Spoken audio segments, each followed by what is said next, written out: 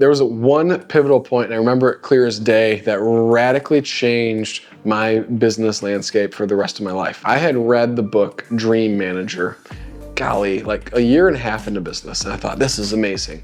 But I had no idea how to implement any of this because I had no idea how to lead people. And it wasn't until about a year and a half later when I read John Maxwell's 5 Levels of Leadership that my world just like finally clicked. And it was like, oh my goodness, this is what I've been missing my entire life. I didn't understand the levels of leadership and what it took to get to each one of those levels. So I want to do a quick synopsis of this. I highly encourage everybody, whether they're in our community of Gutter Launch or not, to read the book 5 Levels of Leadership by John Maxwell. It's one that I try and revisit every single year. And I just revisited it again. I took my family on a vacation down to South Carolina on Fripp Island. If anybody knows where that is, it's right next to Hilton Head. Went down there and I was like, all right, the drive down there, I'm gonna listen to this. I'm gonna listen to it sitting on the beach and whatever else. So it's like a 7-8 hour listen on Audible.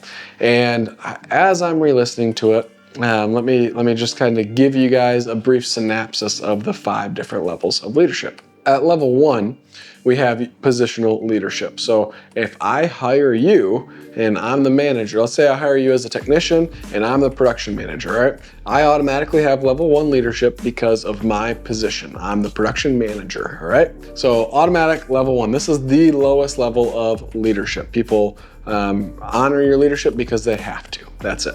Level number 2 is the permissive level, or as I like to call it, the relationship level. I hire you, so I've got the positional leadership. Now the next level that I have to gain is you have to know that I care about your well-being, that I care about you growing beyond just serving this company, all right? Now they stack up. All right, notice I didn't put this one down, I kept it up. I have to maintain the position, and I also have to show you that I care about you. And therefore, now you trust me more and you submit more to my leadership, all right? Level 3 is the production level, all right? So again, it stacks up. I have to have the permission, or I have to have the position. I have to have your permission. You have to know I care about you. And now I have to produce. I have to show you that I know what the heck I'm doing and that I'm darn good at my job, and you will submit even more to leadership and you will be more bought in, all right? Level 4 is I start building you as a leader, all right? I start developing you as a leader, growing you. So in this idea of me being production manager and you being a technician, I'm building you to be a lead technician, all right? You're being a leader over somebody else. And then level 5, very, very, very rare for people to get to this level, but they're building people who are building other leaders, all right? So you're like the leader of the leaders, okay? And I was listening to this book and I thought, man, I've only ever been to level 5 with one person in my life. And rest in peace, that was Jason Fox. He was my ride or die in business. He'd been with me for 3.5 years, and he was the only person that I made it to level 5 with. And I had a moment where I like choked up and listened to this audio book and was like, dang it, I'm just gonna throw it all away and like, it's all gone, Colin. And it was like, nope, Colin, you've done it once. Now it's gonna be easier doing it in the future, all right? So I got out of little bitch mode really, really quick. So those are the 5 levels of leadership. And when I started to apply these principles to my business, I started realizing what was possible with my business. I had done like $250,000 in total sales in a year when I first read this book. And that was because the whole business revolved around me. I was the guy. It had to revolve around me. When I read 5 Levels of Leadership, I realized that the game is not about me being the best, but allowing other people to be better than me at certain skill sets in the business. And not just letting them, but encouraging them to be better than me. So fast forward to today, I have a production manager who's better than me at being a production manager, keeping the schedule clean, making sure inventory is good, all that fun stuff.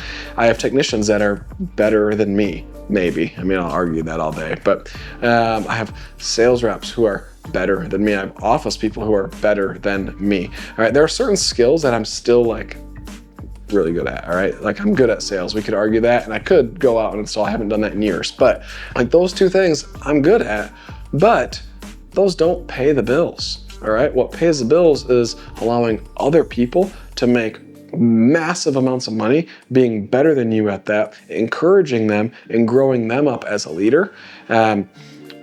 I was really convicted re-listening back to this book that, in the last year or so, my business kind of got flipped upside down, and I had a handful of people stealing from the business and all sorts of crazy stuff. And it was, I just jumped back into it, and I went hustle, grind mode instead of thinking working with my head. And so I just got super into it and was the guy selling and the guy producing and just flying through it. And I forgot to be building leaders. And so I was really convicted while on this drive, man, that's it. I need to not jump in and just fix the problem so much anymore, but allow and encourage my team the freedom to actually solve the problem themselves versus me just doing it for them. All right, they're not gonna grow any amount doing that. If I have to have a hard conversation, I'm gonna have a hard conversation. It's been the recurring theme this year. We hire a lot of people who wanna do everything but the job that they got hired to do. I hired somebody to literally just make outbound calls all day long, and all he could try and figure out was how to automate emails and text and all this stuff and not make calls and get people to try and call him. It was the weirdest thing, but I'm no, I hired you to do this. But I fired that guy within a week. We had a few conversations, said, hey man, we're shooting at the wrong target here. This is your target. I need you to go at this. Okay, yep, I got it. And then the next day, hey dude, you're still shooting at the wrong target. Why are you working over here? This. We set very clear expectations. And so when we cut bait, he was like, you know what? I get it, man. Makes sense. No hard feelings. The rest was history. I had to do that with multiple canvassers on our canvassing team. Had to do that with sales reps. When people just won't do their job, you have to make those, right? But at the end of the day, our leadership is what's in question. Are we giving them all the tools to succeed? Are we guiding them in the right path? Are we training them properly? When I have my head down and going a million miles a minute, I'm not doing those things super well. So there could be a lack of, there definitely was a lack of leadership, lack of training, lack of accountability, all of that, because I was so focused on producing that I wasn't actually building leaders. So everybody followed me in my leadership, but I wasn't building anybody else in a level 4 leadership role, all right? So I was super convicted, and this is something that just happened again. When I first learned about this, 7 years ago now, 7 years ago, it was my business took off like a rocket ship. And then I hit another level and it kind of stayed there. And then I stayed there again, and I got stuck putting my head in the sand and putting my head down and working hard, right, on things that got me to that point. But now it's time to, all right, build up more leaders to take over those tasks so that I can take us to the next level, all right? That's what leadership looks like, and that's how it can radically change your business. So don't shy away from those hard conversations. The people who are with you today won't be with you when your business is twice the size. I can promise you that. It's a very, very rare anomaly. 99 out of 100 people will not be with your company when it doubles in size. That means if you're doing $300,000 today and you do $600,000 next year, there's a very, very, very high probability that you will not have all of your employees. All right, you might be left with one of them. All right, I've got one that's been with me for 5.5 years. All right, he started as an entry-level technician. He's worked his way up. He tried sales for a little bit, back in lead tech role. All right, but he's been with me for 5.5 years, and he's a very, very low-key, easygoing, nothing bothers him dude. And then I had Jason, who was with me for 3.5 years. But other than that, the most I've ever had somebody on my team usually is 2.5 years, all right? Because the business outgrows them. It is what it is. You hire people here, and either they grow with you or they grow a little bit and then they stop and you keep growing and you got to replace them. All right, Sam's nodding his head because he's nervous he's gonna get fired. He's been with me almost 2 years now, and or I guess a little over a year. But no, that's the moral of the story is you need to build up people and help them become better than you at certain skills, encourage them, and then let them know that they're better than you. That's it. Like, you do that and you show, like, just follow the 5 levels. That's it. 5 levels of leadership, all right?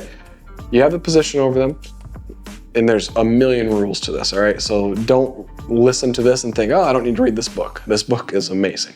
So you have the position, you have the permission, they know that you care about them, you have the production, you're building them into a leader, and now you get to build them into leading other leaders, all right? That's it. That's the game. When you apply this principle to your business, I promise you, it will undeniably grow in a way that not just you will notice, but your significant other will notice, your employees will notice. We just had our team meeting this morning, and I've got 3 people who have been with us for less than 2 months. One person a week, one person like a month. And both of them were like, yeah, this place is definitely way different than anything else. I just had another canvasser meeting. He's been with us for 2 weeks. He's like, Colin, this is unlike any other job. Like, I was gonna recommend some of my friends to come work here, but nah, they don't deserve this. Like, they're not ready for something like this yet. And this is not a normal job. And I was like, let's go, fire, man. Like, it feels great. So build up leaders, and that guy's getting another opportunity, all right? So not only is he canvassing, but now he's gonna be doing some phone sales for us too. He's like, hey man, I'm down. Like, let me work more, let me figure this thing out. Like, his end goal, he wants to be in sales, right?